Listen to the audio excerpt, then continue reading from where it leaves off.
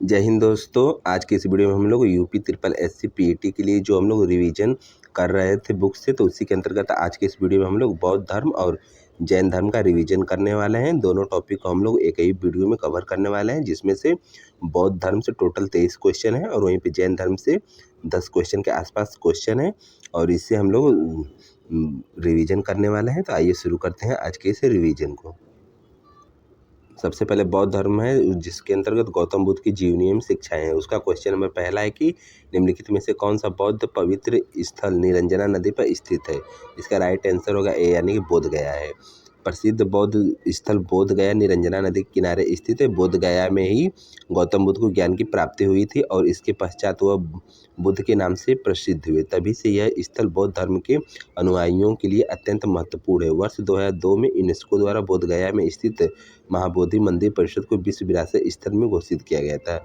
यानी कि ये भी क्वेश्चन पूछ सकता है कि महाबोधि मंदिर जो है यूनेस्को के विश्व धरोहर में कब शामिल हुआ था, तो वर्ष 2002 में यह शामिल किया गया था।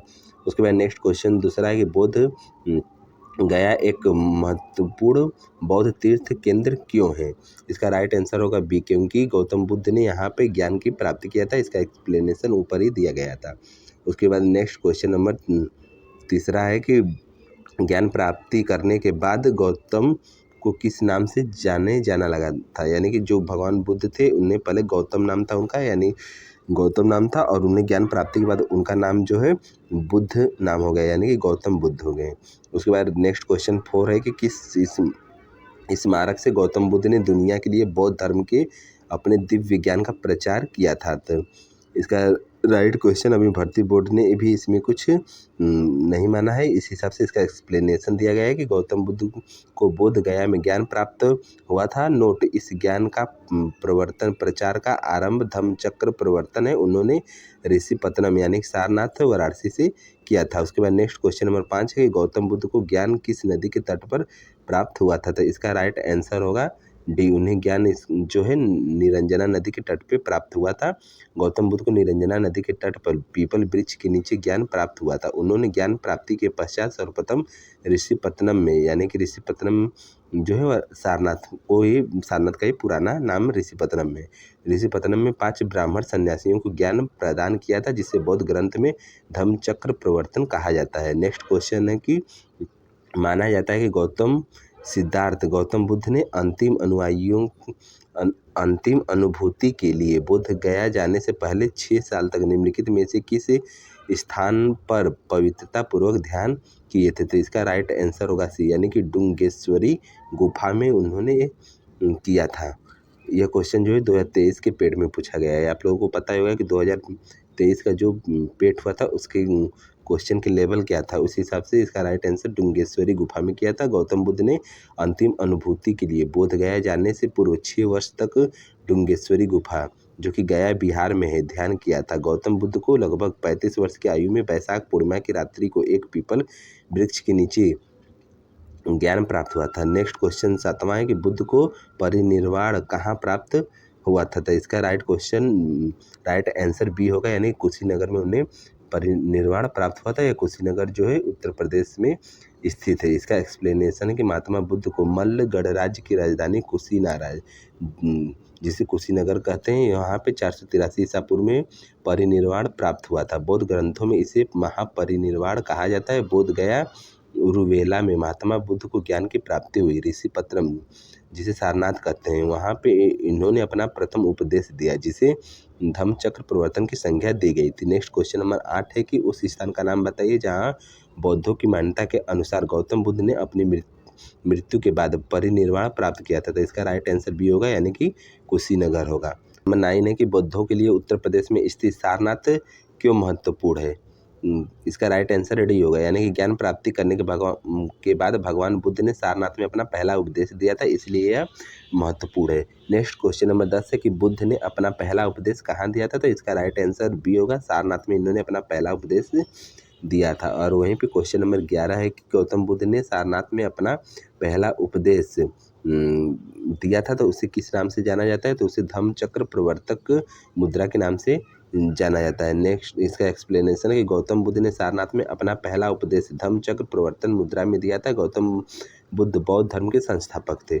उसके बाद नेक्स्ट क्वेश्चन नंबर 12 है कि बुद्ध ने खालिस्तान में अपना पहला धम्म उपदेश देते हुए अपने मत की आधारशिला रखी थी। तो इसका राइट आंसर होगा सारनाथ ही होगा।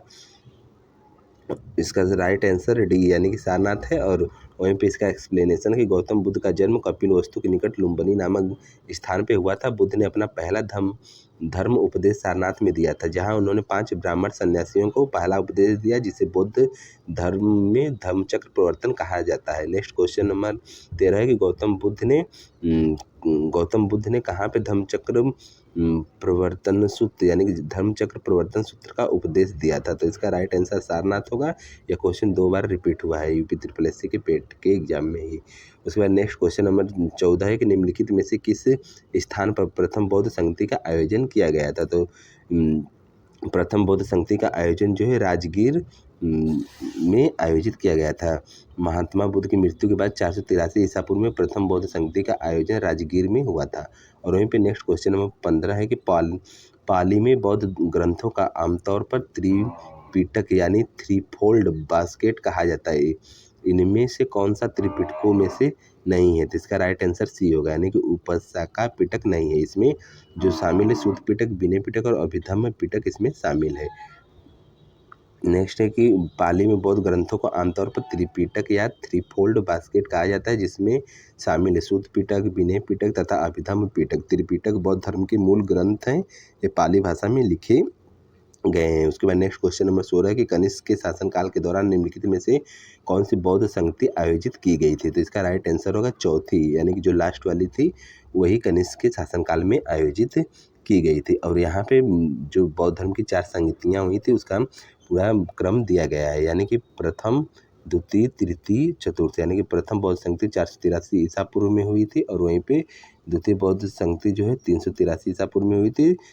तीसरी बौद्ध संगति 247 ईसा पूर्व में, और चौथी बौद्ध संगति प्रथम ईस्वी की में हुई थी। और जो पहली बौद्ध संगति थी उसका स्थान जो है राजगिरी में हुआ था, दूसरी जो है वैशाली में हुई थी, तीसरी बौद्ध संगति पाटलिपुत्रा में हुई थी, और चौथी बौद्ध संगति जो है कुंडलवन कश्मीर में हुई थी। और वहीं पर अध्यक्ष की बात करते हैं तो पहली बौद्ध संगति के अध्यक्ष जो है महाकश्यप या फिर महाकश्यप भी बोला जाता है इन्हें। और वहीं पर दूसरी बौद्ध संगति के अध्यक्ष सुब्बू कामी थे, और वहीं तीसरी बौद्ध संगति के अध्यक्ष मोगली पुत्र तिस्सी थे, और वहीं चौथी बौद्ध संगति के अध्यक्ष वसुमित्र अध्यक्ष थे, और इसमें उपाध्यक्ष भी बनाए गए थे जिनका नाम अश्वघोष था। और वहीं पे उस समय कौन से राजा का शासन था। तो प्रथम बौद्ध संगति के समय में राजा अजातशत्रु थे, दूसरे समय में कालाशोक थे, और वहीं पे तीसरी बौद्ध संगति के समय में राजा अशोक थे, और चौथी बौद्ध संगति के समय में राजा कनिष्क हुए थे। उसके बाद नेक्स्ट क्वेश्चन नंबर 17 कि निम्नलिखित में से किस बौद्ध स्थान पर महिलाओं को पहली बार संघ में नियुक्त किया गया था। तो इसका राइट आंसर बी होगा, यानी कि वैशाली में किया गया था। महिलाओं को पहली बार महात्मा बुद्ध ने शिष्य आनंद के अनुरोध पर वैशाली में संघ में प्रवेश की अनुमति दी थी। संघ में भर्ती होने वाली पहली महिला महाप्रजापति गौतमी थी। यह क्वेश्चन बार बार रिपीट होता है। और वहीं पे नेक्स्ट क्वेश्चन 18 है कि नागार्जुन कौन थे। तो इसका राइट आंसर बी होगा कि एक बौद्ध दार्शनिक थे नागार्जुन एक बौद्ध दार्शनिक थे। इन्होंने प्रज्ञापरमिता सूत्र की रचना की, जिसमें शून्यवाद जिसे सापेक्षवाद का प्रतिपादन किया गया है। वे माध्यमिक दर्शन के प्रतिपादक थे।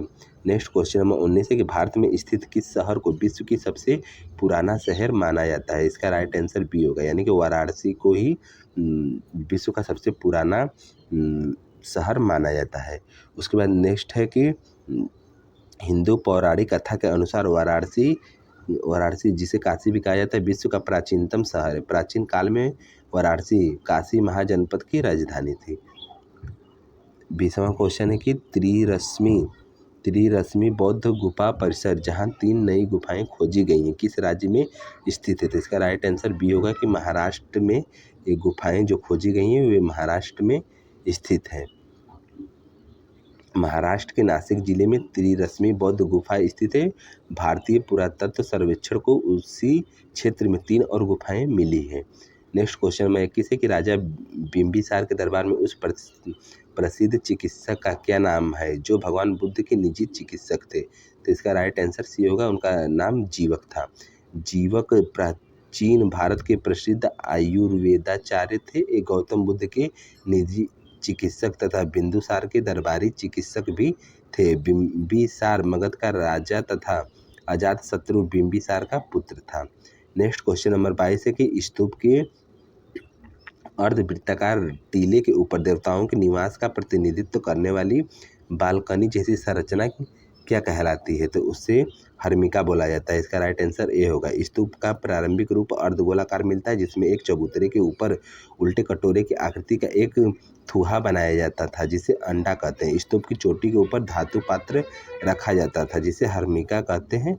यह स्तूप का सर्वाधिक महत्वपूर्ण भाग होता है। इसका प्रतिनिधित्व देवता स्थल या देवताओं के निवास स्थल के रूप में किया गया है। हर्मिका के मध्य में लगी याष्टि के ऊपरी सिरे पर 3 छत्र लगाए जाते थे। स्तूप के चारों ओर से घेर दिया जाता था, जिसे वेदिका कहते थे। स्तूप और वेदिका के मध्य परिक्रमा करने के लिए जो खाली स्थान होता था उसे प्रदक्षिणा पथ भी कहते हैं। उसके बाद नेक्स्ट क्वेश्चन नंबर 23 है कि प्राचीन इतिहास के अंडा के ऊपर हर्मिका थी, एक बालकनी जैसी संरचना जो देवताओं के निवास का प्रतिनिधित्व करती थी। हर्मिका से एक मस्तूल निकलता था, जिसे यष्टि कहते थे। प्राचीन इतिहास में स्तूप निर्माण की प्रथा बौद्ध काल से पूर्व की है। वैदिक काल में भी स्तूप के साक्ष्य मिले हुए हैं और वहीं पे परंतु बौद्ध द्वारा स्तूप स्थापत्य को लोकप्रिय बताया गया था। स्तूप का शाब्दिक अर्थ है ढेर या फिर टीला। स्तूप एक स्थापत्य संरचना है जो परंपरागत दर्शन तथा लोक विश्वास की अभिव्यक्ति मानी जाती है।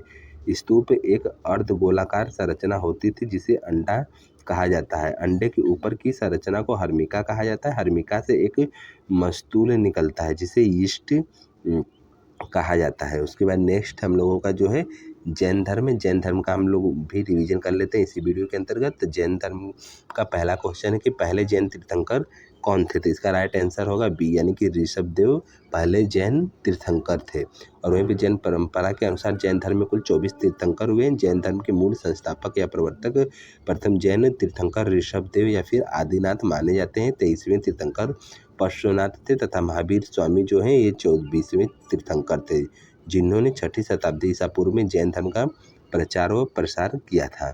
उसके बाद नेक्स्ट क्वेश्चन नंबर 2 है कि 24वें जैन तीर्थंकर में से 24 जैन तीर्थंकरों में से अंतिम तीर्थंकर कौन थे? तो अंतिम तीर्थंकर यही महावीर स्वामी थे।